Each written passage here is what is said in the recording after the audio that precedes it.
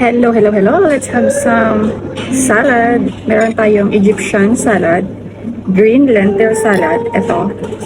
And then, naglagay lang ako ng konting vegetables. So, yan. So, let's have taste test.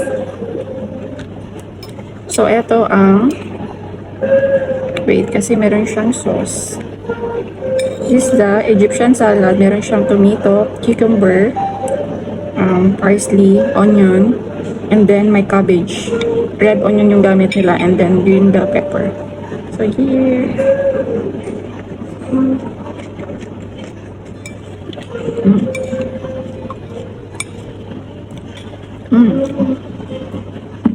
Yung taste niya medyo maasim. Para siya yung normal salad na minix lang na vegetable, and then nagpo lang sila ng lemon.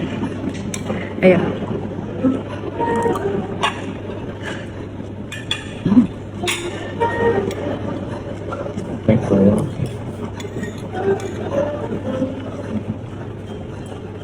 And then, ito yung green lentil salad.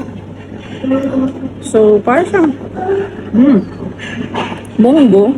And then, red cabbage, cucumber, and then yung red na onion. Ayan. Kakaiba. First time ko makatikim na ganitong, pwede pala isalad ang munggo.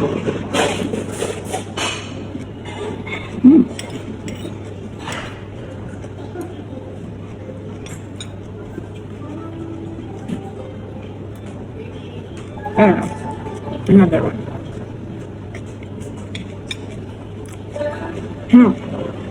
Medyo maanghang siya sa dulo yung tip niya. Medyo matamis na maasim na medyo maanghang. Ang anghang niya, yung aftertaste. So, let's eat. Thanks for watching. Until our next food travel lecture.